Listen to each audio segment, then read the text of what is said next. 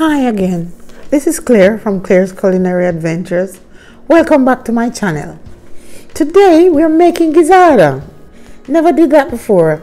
Don't know how come I didn't. Anyway, we're gonna start off with 2 cups of flour and a teaspoon of baking powder and a half a teaspoon of salt and a cup and a half or 2 tablespoons of sugar and about 4 tablespoons of butter, half of a quarter pack of butter. That's about what I used. That's 1/8 of a pack of butter. And you're gonna mash the butter and the sugar together. The butter and the flour together. You're gonna squeeze it, until it forms little fine looking, like breadcrumbs looking. But anyway, once everything is smashed together, and of course you already I think at this point I had put in my baking powder, but I think it's coming up. Yeah, baking powder and the sugar and the salt. So yeah, and you mash everything together, and then you're gonna pour in the water, which is half a cup of water. If yours need more, you put a little more water. Okay, it is about half a cup of water, maybe, yeah, about that, to the 2 cups of flour. Stir everything, mix everything, and get it into a dough form. You're gonna form a dough with it.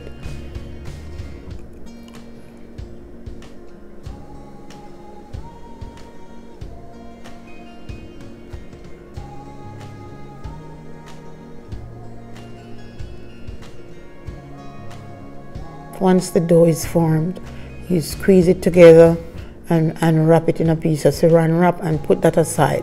I don't put it in the fridge. Some people might say put in the fridge, but it gets too hard and then you got to roll and roll. So do not put it in the fridge. Wrap it in a piece of saran wrap and leave it right on the counter. Because now you're going to go to mixing up and cooking the coconut and the sugar.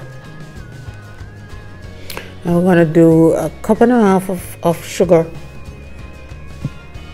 for the coconut and 2 cups of shredded coconut. The one I bought had sugar in it already, so please try to find the one that's unsweetened. Of course, we're going to add a little vanilla, little flavoring. I didn't put nutmeg, but you can put nutmeg if you want, but nutmeg tend to take over the taste of things. And of course, you add the water with the sugar, and you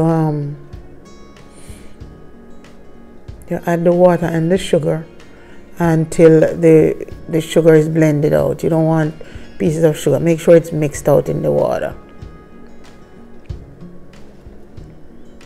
And then you're gonna add the coconut, the shredded coconut, and you stir and mix. The vanilla and everything change the color a little bit, but it's good. You don't want it too white.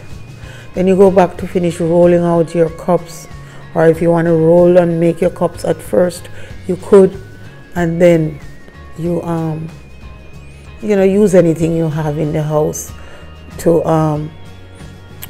cut out the circles.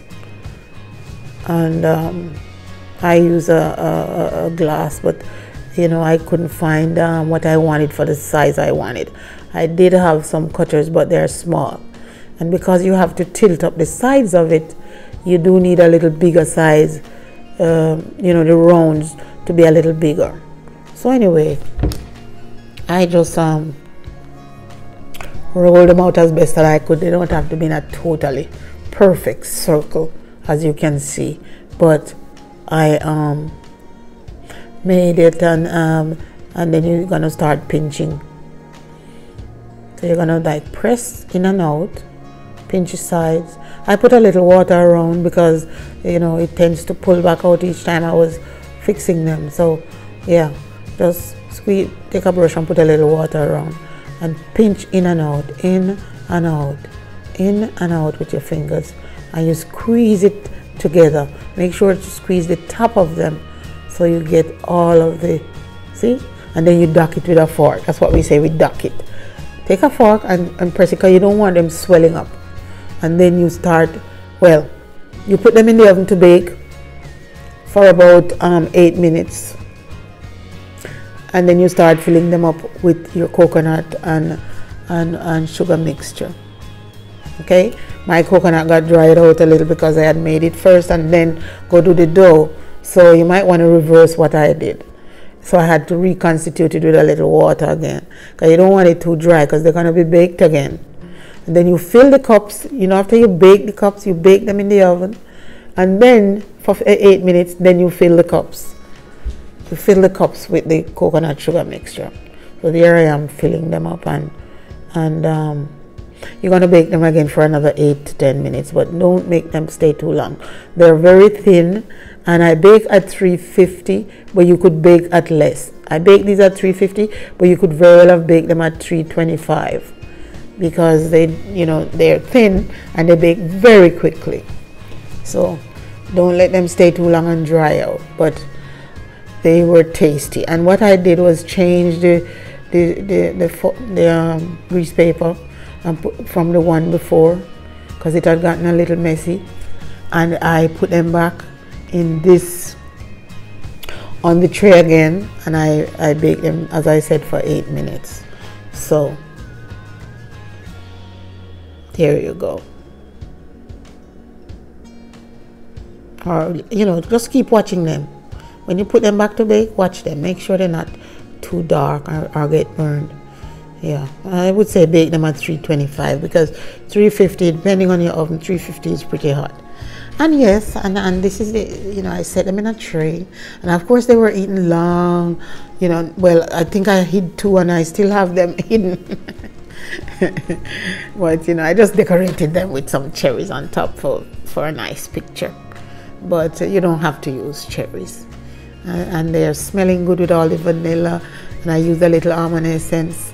So you can do that if you want. You could use rose water, whatever, you know, kind of flavorings you want to use. It came out smelling delicious and looking delicious. Just want to thank you for watching, and I also want to say, if you didn't subscribe to my channel yet, please subscribe. And if you want to see when I upload new videos, click the bell icon. My next video will be what they call jackass corn. Have you ever had jackass corn? Well, that's what we're gonna have for my next video. And I also have some other videos. Upload them soon. Okay, thanks again for watching. This is Claire from Claire's Culinary Adventures saying goodbye.